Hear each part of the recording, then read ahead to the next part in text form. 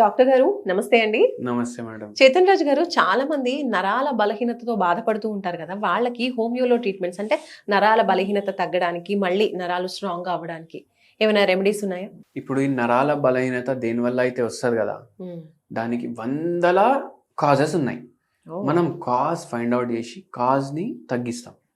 ఇప్పుడు ఎట్లా అంటే షుగర్ వ్యాధి ఉంది, నరాలు దెబ్బపడతాయి షుగర్ వ్యాధి వల్ల. అరికాల్లో తిమ్మిర్లు, అరికాల్లో మంటలు, కాళ్ళు లాగడం, తొడ భాగంలో నొప్పులు, ఇవి ఎక్కువ వస్తాయి. దీన్ని పెరిఫరల్ న్యూరోపతి అంటారు. ఈ పెరిఫరల్ న్యూరోపతి దీని వల్ల అయింది, షుగర్ వ్యాధి వల్ల అయింది. వాళ్ళకి ట్రీట్మెంట్ ఉంటుంది పూర్తిగా. షుగర్ వ్యాధి కూడా తగ్గుతుంది, ఈ న్యూరోపతి కూడా తగ్గుతుంది. మళ్ళీ కొందరికి ఈ న్యూరోపతి షుగర్ వ్యాధి వల్ల రాదు, థైరాయిడ్ వ్యాధి వల్ల వస్తుంది. అయితే వాళ్ళకి థైరాయిడ్ కి ట్రీట్మెంట్ ఇవ్వాలి, షుగర్ కి, మళ్ళా నరాలకి కూడా ట్రీట్మెంట్ ఇవ్వాలి. ఇప్పుడు ఒక్కొక్కసారి ఏమవుతుంది, షుగర్ వ్యాధి ఉంటుంది, థైరాయిడ్ వ్యాధి ఉంటుంది, నరాల నొప్పి ఉంటుంది, వాళ్ళకి మళ్ళీ ట్రీట్మెంట్ చేంజ్ అయిపోతుంది. కొందరికి బీపీ వ్యాధి వల్ల వస్తుంది, మనకు తెలియదు కదా, చాలా మందికి తెలియదు. అంటే దీని వల్ల కూడా వస్తుంది అనేసి తెలియదు. మళ్ళా కొందరికి ఏముంటది, గుట్కా అలవాటు ఉంటది, పాన్లు, గుట్కాలు, సిగరెట్లు, మందు, వీటికి కూడా నరాల బలహీనత వస్తుంది. అయితే ఇప్పుడు మనం ఇచ్చే మందు ఆ నరాల బలహీనత కూడా తగ్గించాలి, ఆ మంచిగా ఉన్న చెడ్డ అలవాట్లు కూడా వదిలేసేయడానికి కూడా మందులు ఇవ్వాలి. కరెక్ట్.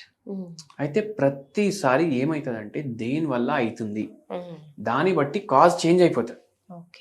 అండ్ ప్రతి మనిషికి హోమియోపతిలో వేరే మందు ఉంటుంది. ఎట్లా, మన ప్రకృతిని బట్టి. కానీ ఇప్పుడు కానీ కొంచెం నయం అనిపించాలి కదా, ఇప్పుడు వేసుకుంటే జర మందు నేను నా పని చేసుకొని రావాలి. ఇప్పుడు పిల్లలది మా ఆయనది టిఫిన్ ప్యాక్ చేయాలనేసి కొందరికి ఉంటుంది థాట్, కానీ ఏంది చేతులు లాగుతున్నాయి, ఎట్లా చేయాలి నేను పని. అయితే వాళ్ళ కోసం ఇట్లా ఇంట్లో వైద్యం, ఇట్లా కొన్ని గోళీలు ఉంటాయి హోమియోపతిలో, అవి మీరు తెచ్చుకొని పెట్టుకుంటే ఇట్లా మీకు ప్రాబ్లం ఉంటే జర వాడితే జర నయం అనిపిస్తుంది. మీకు పూర్తిగా తగ్గుతుందని అంటలేదు, జర నయం అనిపిస్తుంది. సిమ్టమాటికలీ బెటర్ అంటారు దీన్ని. సిమ్టమాటిక్ ట్రీట్మెంట్ అంటే ఇప్పుడు చేతులు లాగుతున్నాయి అనుకోండి, చేతుల్లో తిమ్మిర్లు ఉన్నాయి, కాజ్ ఏమో సర్వైకల్ స్పాండిలోసిస్ ఉండొచ్చు. కానీ ఇప్పుడు మీ చేతులు తిమ్మిర్లు తగ్గాలి, మీరు ఏం చేయండి అంటే ఆర్జెంటమ్ మెటాలికమ్ అనేసి ఒక హోమియోపతి మందు ఉంటుంది. ఇది 0/3 పొటెన్సీ, అంటే దాని పవర్ అది. ఇది తెప్పించుకొని మార్నింగ్ ఒకసారి, నైట్ ఒకసారి వేసుకోండి, మీకు కొద్దిగా రిలీఫ్ అనిపిస్తుంది. మొత్తం స్పాండిలోసిస్ తగ్గిపోతుందని చెప్పట్లేదు మనం, జర రిలీఫ్ అనిపిస్తుంది. ఎందుకు హోమియోపతి వాడమంటున్నాం, ఎందుకంటే ఏం సైడ్ ఎఫెక్ట్ ఉండదు. అరికాల్లో ఫుల్ మంటలు ఉన్నాయి అనుకోండి, సల్ఫర్ అనేసి ఒక హోమియోపతి మెడిసిన్ ఉంటుంది. ఇది 0/3 పొటెన్సీ. ఇది తెప్పించుకొని రోజు ఒక పూట వేసుకోండి. నైట్ ఎక్కువ అవుతుందంటే నైట్ వేసుకోండి, మార్నింగ్ ఎక్కువ అవుతుందంటే మార్నింగ్ వేసుకోండి. ప్రాబ్లం ఉన్నప్పుడు ఇప్పుడు నిద్ర లేని సమస్య ఉంది, దానివల్ల నరాలు లాగుతున్నాయి. మార్నింగ్ లేవగానే అరే మొత్తం నిద్ర కంప్లీట్ అవ్వలేదు, నీరసంగా ఉంటుంది, తల నరాలు లాగుతాయి, మెడ నరాలు లాగుతాయి. మీరు ఏం చేయండి అంటే ఇగ్నేషియా అనేసి హోమియోపతి మెడిసిన్ ఉంటుంది, 0/3 పొటెన్సీ. పడుకునే ముందు వేసుకోండి, మంచి నిద్ర కూడా వస్తుంది, సైడ్ ఎఫెక్ట్ కూడా ఉండదు, దీనికి అలవాటు కూడా అవ్వదు. కొంతమంది స్లీపింగ్ టాబ్లెట్స్ వేసుకుంటే అలవాటు అయిపోతుంది. ఇది ఎట్లా ఉంటది అంటే ఇప్పుడు వేసుకొని నిద్రపోయారు కదా, నిద్రలోనే మీరు అనుకోవచ్చు రేపటి నుంచి తీసుకోని అనేసి, అట్లా ఉంటది. అంటే ఆ లెవెల్లో ఉంటది అనేసి అంటున్నాను. అయితే అస్సలు అలవాటు అవ్వదు హోమియోపతి మెడిసిన్. మళ్ళా దాని తర్వాత మీకు థైరాయిడ్ వ్యాధి ఉంది, బీపీ వ్యాధి ఉంది, షుగర్ వ్యాధి ఉంది, ఇవన్నీ ఉన్నాయంటే మీ ప్రకృతిని బట్టి ట్రీట్మెంట్ తీసుకోవాలి. అవే కాకుండా చేతులు కూడా లాగుతున్నాయి, కాళ్ళు కూడా లాగుతున్నాయి, ఫుల్ డే నీరసం అనిపిస్తుంది, ఏం పని చేసే చేతనైతే లేదు. ఇప్పుడు ఒక ఆయన వచ్చి కిరాణా షాప్ ఉంది ఆయనకు ఎట్లా ఏ లెవెల్లో ఉండే అంటే లేచి టీవీలో ఛానల్ మార్చడానికి కూడా ఆడికెళ్ళి రిమోట్ తీసుకోవాలంటే 100 సార్లు ఆలోచిస్తాడంట ఆయన. ఎందుకు, బాడీ ఫుల్ ఆగుతుంది. ఇప్పుడు ఇంత నీరసం ఈ లెవెల్లో ఉంది అంటే మీరు ఏం చేయండి అంటే మీకు జెల్సిమియం అనేసి ఒక మెడిసిన్ ఉంటుంది. ఇప్పుడు ఫుల్ డే డల్ ఉంటుంది, తల తిరుగుతుంది బాగా, ఈ మెడిసిన్ 0/3 పొటెన్సీ. పొద్దుకి మధ్యాహ్నం 10 గోళీలు వేసుకోండి, మీకు జర నయం అనిపిస్తుంది. పూర్తిగా తగ్గాలి అంటే మీరు హోమియోపతి డాక్టర్ కి సంప్రదిస్తే తగ్గిస్తారు. ఈ వింటర్ లోనే నరాల సమస్య నాకు తెలిసి ఎక్కువగా ఉంటుంది పెద్దవాళ్ళు అందరూ కూడా. ఇంకా ఎట్లా అంటే మొన్న నాకు కూడా అనిపించింది క్లైమేట్ చాలా చల్లగా ఉన్న టైంలో మేము బయట జస్ట్ క్రాకర్ కాలుస్తున్నటువంటి టైంలో క్లైమేట్ అయితే చాలా చల్లగా ఉంది. ఆ టైంకి బయటికి వెళ్తే అసలు కాళ్ళు ఇలా తిమ్మిర్లు వచ్చేస్తూ ఉన్నాయి. ఎంతసేపు అది 1 మినిట్లో వెళ్ళిపోవాలి కదా, బట్ ఒక 2-3 మినిట్స్, ఒక 5 మినిట్స్ అలా కంటిన్యూ అవుతూనే ఉంది. ఎంత సెట్ చేసుకున్నా అసలు అవ్వట్లేదు. ఈ వింటర్లో ఇలాంటివి చాలా ఎక్కువగా ఉంటూ ఉంటాయి. కాబట్టి ఈ ప్రాబ్లమ్స్ ఎస్పెషల్లీ వింటర్ సీజన్లో తగ్గాలంటే ఏం చేయాలి? ఏం చేయాలి అంటే, మీరు బెంగళూరు వెళ్ళిరా ఎప్పుడన్నా? బెంగళూరులో అందరు మీరు చూడండి, వాతావరణం చాలా బాగుంటది అవును. అనేసి అంటారు, చల్లగా ఉంటది, గ్రీన్ సిటీ అంటారు బెంగళూరు. అవును. కానీ ఇప్పుడు బెంగళూరు మెట్రో సిటీ కదా, Hmm. బండ్లు పోతాయి కదా, అవును. బండ్లకి వెళ్ళి ఏమొస్తుంది? పొల్యూషన్. పొగ, పొల్యూషన్. ఇప్పుడు చలికాలం వచ్చింది అనుకోండి, బెంగళూరు ఏ కాదు, హైదరాబాద్ కూడా అట్లా తయారైంది ఇప్పుడు. అవును. ఇప్పుడు చలికాలంలో Hmm. ఆ పొగ ప్లస్ హ్యూమిడిటీ రెండు కలుస్తాయి.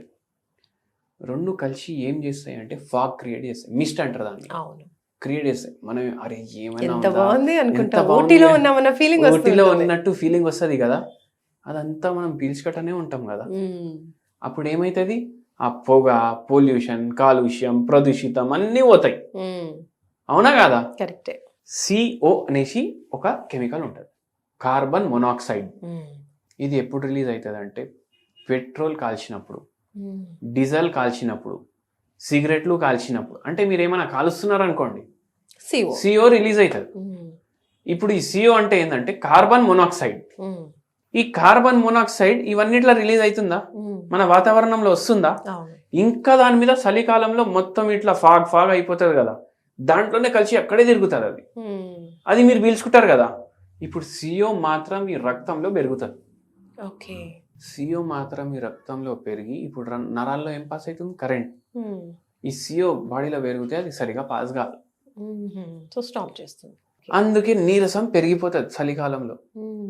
అంటే చలికాలంలో నీరసం పెరగడానికి ఇంకా చాలా కారణాలు ఉన్నాయి, కానీ ఈ మధ్య ఈ కారణం చాలా ప్రామినెంట్. అంటే ఎట్లా అంటున్నారు సైంటిస్టులు అంటే, మీరు మెట్రో సిటీలో ఉంటున్నారు, ఢిల్లీ, హైదరాబాద్, బెంగళూరు, చెన్నై, కలకత్తా. మీరు సిగరెట్లు కొని తాగినా మీరు తాగుతున్నారు, ఎట్లా ఈ పోతుంది కదా గాలి, దాంట్లోనే ఉంది మొత్తం.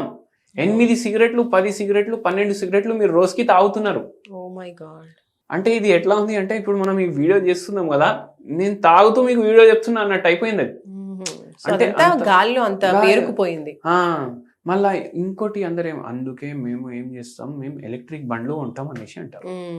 మనకేమనిపిస్తుంది, అరే ఎలక్ట్రిక్ బండ్లు కొంటున్నాం, మనమైతే మన పార్ట్ ప్లే చేస్తున్నాం కదా. కరెక్ట్. ఏంది, మనం పొగలు వదులుతలేము. అవును. కానీ అది కూడా నిజం కాదు. ఎందుకు నిజం కాదు?